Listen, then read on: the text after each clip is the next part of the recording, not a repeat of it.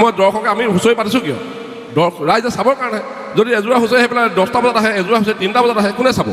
আমি আপোনালোক বহি থাকিব দৰ্শক বহি নাথাকে নহয় আমি থাকিম আয়োজক সমিতি আপোনালোক বিচাৰকসকল থাকিব গতিকে মই আপোনাৰ কোৱা কথাটো সন্মান জনাইছোঁ যে মই ভাবোঁ হুঁচৰি প্ৰতিযোগিতা পাতিলে ভাল হয় এযোৰা হুঁচৰি আহে 8টা বজাত নেক্সট যোৰা হুঁচৰি আহে ৰাতি 10টা বজাত তাৰপিছত আমাক ফোন কৰি কয় যে আমি গৈ আহি আছোঁ নেক্সট যোৰা আহিব 12টা বজাত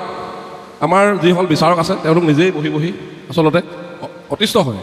আমি হুঁচৰি প্ৰতিযোগিতা চলাই থাকিবৰ কাৰণে ৰাতি 8টা বজাৰ পৰা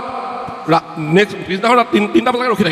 ৰৈ থাকিব লাগে য'ত বিচাৰকসকল অতিষ্ঠ হয় অডিয়েঞ্চ নাথাকে গতিকে আমি সেইকাৰণে হুঁচৰি প্ৰতিযোগিতাত মানে বাতিল কৰিবলগীয়া হয় গতিকে মই হুঁচৰি দলসমূহক অনুৰোধ জনাম যে তেওঁলোকে সময়ত আহক আৰু আমাৰ বিহু হুঁচৰি প্ৰদৰ্শন কৰক যে আমি হৈছে আমাৰ দুবাৰ মানে বিভিন্ন কাৰণত আমি হুঁচৰি প্ৰতিযোগিতা বাতিল কৰিবলগীয়া হয় বিহু সন্মিলনৰ বাকৰিত তৃতীয় বছৰত সদয় সমিতি হুঁচৰি হ'বই ইয়াত তেখেতসকলে বঁটাও লাভ কৰিছিল হাজাৰজনৰ দ্বাৰা প্ৰশংসিত হৈছিল আৰু অতি আনন্দ যে তেখেতসকল আজি আমাৰ সন্মানীয় বিচাৰক তেখেতসকলৰ এই উৎকৰ্ষ সাধনত আমি ৰংঘৰে অকণমান হয়তো অৰিহণা যোগাইছোঁ তাৰ কাৰণে আমিও আনন্দিত আজিৰ এই শুভ লগনত চাৰিওগৰাকী বিচাৰকৰ তৰফৰ পৰা আমি এজনৰ একাষাৰ মন্তব্য শুনিবলৈ আগবাঢ়িছোঁ ককাইদেউলৈ ধন্যবাদ পৰম শ্ৰদ্ধাৰ বিহুবলীয়া ৰাইজ আৰু উদযাপন সমিতিৰ সকলো সন্মানীয় বিষয়ববীয়াসকল মোৰ সহযোগী বিচাৰকসকল তথা খুব মৰমৰ স্নেহৰ প্ৰতিযোগীসকললৈ পলমকৈ হ'লেও ৰঙালী বিহুৰ শুভেচ্ছা জ্ঞাপন কৰিছোঁ আশা কৰোঁ ৰঙালীৰ ৰঙে সকলোৰে মনলৈ ৰং আনি দিয়ক সকলোৰে সুখ শান্তি হওক আনন্দময় হওক ভৱিষ্যত জীৱন আজি আমাৰ বাবে অতি আনন্দৰ দিন কিয়নো ককাইদেউ কৈ গৈছে আমি এসময়ৰ এই KPM চাৰিআলিৰ বিহুতলীত ৰংঘৰ ৰঙালী বিহু সন্মিলনত আমি প্ৰতিযোগী আছিলোঁ একোজনী বৰ বিহুৱতীক লৈ আমি ৰাতি ৰাতি ঘূৰি ঘূৰি আহি এই ৰংঘৰৰ বাকৰিত আমি বিহু মাৰি আমি বিজয়ী হৈছিলোঁ আৰু সময়ৰ লগে লগে তেখেতসকলে আমাক মাতি আনি এই বিচাৰকৰ আসনত বহুৱালে এই স্বৰ্গতে এই আপাহতে আমি পুনৰবাৰ তেখেতসকলে আমাৰ আন্তৰিক শ্ৰদ্ধা আৰু কৃতজ্ঞতা সৰাই আগবঢ়াইছোঁ যিহেতু বিহুৰ বতৰ বেছি নকওঁ প্ৰতিযোগীসকল ৰৈ আছেহি মই খুব বিহু গাই অকণমান ভাল পাওঁ যিহেতু কিন্তু বয়সো অকণমান হৈ গৈছে গতিকে কেনেকুৱা কণ্ঠ হৈ আছে নাজানো গতিকে জয়শ্ৰীও এসময়ৰ নাচনী আছিল শিৱসাগৰ জীয়ৰী অনন্ত বিহুৱা বাইদেউ নাচনী আছিল গতিকে আপোনালোকে বেয়া নাপাব অকণমান হাত চাপৰি দিব ঢোল নাই পেঁপা নাই অকণমান বিহু অকণমানকৈ গাই দিওঁ হে মন হ'ল অলিয়া মন হ'ল বলিয়া হে ৰঙালী বিহু দিবা ঐ আজি বিহুতলী ঢোলে গৰজিলে হে আমাৰ গাতৰ নিনা অকণমান হাত চাপৰি মাৰি দিলে আমি খুব আনন্দিত হ'ম এই মান দেশত আছিলে ধিন্দ মান চৰাই এহালি ধিন্দ মান চৰাই এহাল ধিন্দ আছিলে নৰিয়া ধিন্দ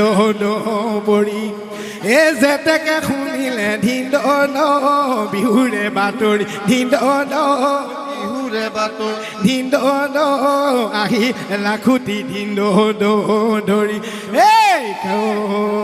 কীৰ্তন কিতালি তালি কুচিয়া খগে কীৰ্তন কিতালি তালি কুচিয়া এহালি হালি কেঁকুৰা এহালি হালি কুচিয়া নাখাওঁ মই কেঁকুৰা নাখাওঁ মই ৰঙিলি জীয়েকে জাত কুল মাৰিলে কুচিয়া খুৱালে কেঁকুৰা খুৱালে ভাতৰে পাততে দি চিপ চিলা দৈ ভাদৈ চকলি বিলাতী দেশলৈ যায় ঐ ভাতি গমনে মণিৰাম দে হেৱানে তেলে পাপি চলি যায় এই ৰাম গ'লে বনে লক্ষ্মণ গ'লে পাছে ৰাম গ'লে বনে লক্ষ্মণ গ'লে ঐ সীতাকে লগতে লৈহে কি কয়লা এইখিনিতে আছিলা মিচিকি আহিলা কোমলাই ল গালা কোমলাই ল গালা মাল কোমলাই ল গালা কোমলাই ল গালা ঐ বাৰীৰে ধাপৰে ঐ পকা জলকীয়া হিৰাঙলি ভাতে ৰেখা ঐ অতি চেনেহৰে ৰঙা লি বিহুতি হাততে মলঙি যায়। ধন্যবাদ পুনৰ সকলোকে পলম কৰি ৰঙালী বিহুৰ শুভেচ্ছা যাচি আৰু এই ৰংঘৰ বিহু সন্মিলনৰ উত্তৰ কামনা কৰি আমাৰ সৰু অনুষ্ঠান দি মানে সামৰণি মাৰিছোঁ। কৃষ্ণ। ভাল লাগিল। বহুদিনৰ মূৰত জয়শ্ৰী মৃদুস্মিতাৰ নৃত্যই ৰংঘৰৰ মঞ্চ জীপাল কৰিলে। মনত পৰি গ'ল সেই তাহানিৰ দিনবোৰ। বৰ বিহুৱা শ্ৰীযুত উজ্জ্বল কুমাৰ দত্তৰ গীত পুনৰবাৰ শুনিলোঁ। আৰু এয়া অনন্ত গগৈ, তেখেতেও এটা সময়ত এইখন মঞ্চতেই প্ৰশংসা বুটলিছিলে, বঁটা বাহন লাভ কৰিছিলে। বৰ ভাল লাগিল। পুনৰবাৰ সকলোকে আমাৰ ৰংঘৰৰ মঞ্চত লগ পাম একেষাৰ। বিশেষ এটা কথা কৈ যাওঁ, আনন্দৰ মুহূৰ্ততে এটি অকণমান আমাৰ বিষয়ে দুখৰ খবৰ এটা আছে। যিহেতু সদৌ অসম বৃত্তিত হুঁচৰি প্ৰতিযোগিতা আজি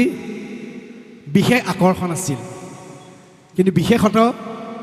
উদযাপন সমিতিয়ে আৰম্ভ কৰিব নোৱাৰিলে, প্ৰতিযোগিতা বাতিল হ'ল।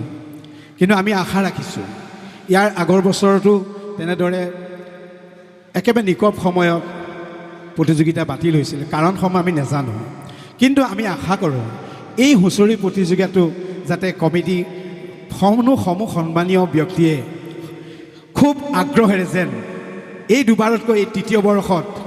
অধিক হেঁপাহেৰে, অধিক নিজৰ প্ৰাণ দি, নিজৰ সৰ্বস্ব উজাৰি যদি সদৌ অসম ভিত্তিত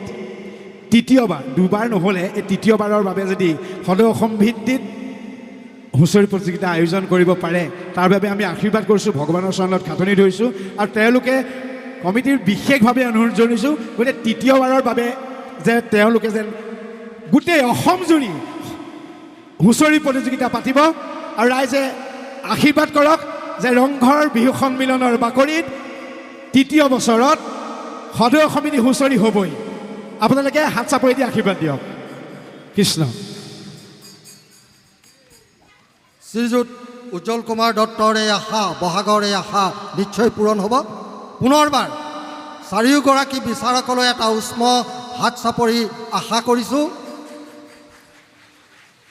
বিচাৰক চাৰিওগৰাকীকে নিজৰ আসন গ্ৰহণ কৰিবলৈ অনুৰোধ জনাইছোঁ।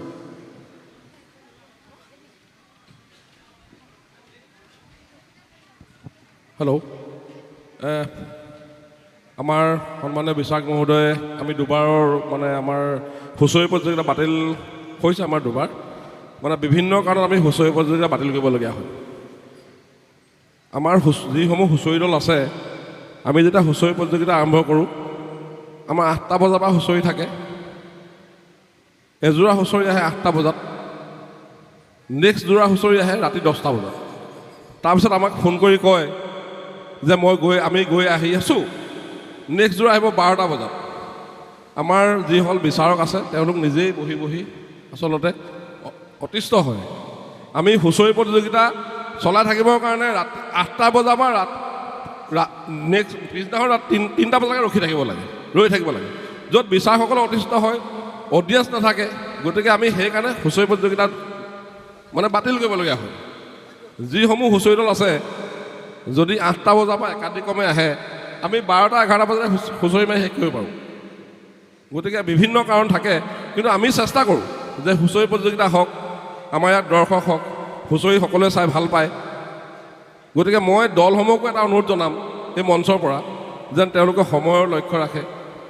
আমাৰ যিসকল আয়োজক সমিতিয়ে কিমান কষ্ট কৰি পেলাই এখন বিহু পাতে, গতিকে সেইটো তেওঁলোকে অনুধাৱন কৰক, নহয় জানো? গতিকে মই হুঁচৰি দলসমূহকো অনুৰোধ জনাম যে তেওঁলোকে সময়ত আহক আৰু আমাৰ বিহু হুঁচৰি প্ৰদৰ্শন কৰক। যে আমি এটা সময়ত দৰ্শকে আমি হুঁচৰি পাতিছোঁ কিয় ৰাইজে চাবৰ কাৰণে যদি এযোৰা হুঁচৰি আহি পেলাই 10টা বজাত আহে এযোৰা হুঁচৰি 3টা বজাত আহে কোনে চাব আমি আপোনালোক বহি থাকিব দৰ্শক বহি নাথাকে নহয় আমি থাকিম আয়োজক সমিতি আপোনালোক বিচাৰকসকল থাকিব গতিকে মই আপোনাৰ কোৱা কথাটো সন্মান জনাইছোঁ যে মই ভাবোঁ হুঁচৰি প্ৰতিযোগিতা পাতিলে ভাল হয় গতিকে মই ইয়াৰ এই মঞ্চৰ পৰাই সকলো হুঁচৰি দলকে অনুৰোধ জনাইছোঁ যে তেওঁলোকে সময়ত আহি পেলাই যেন আমাৰ হুঁচৰি প্ৰদৰ্শন কৰে ধন্যবাদ আসন লৈ যাওঁ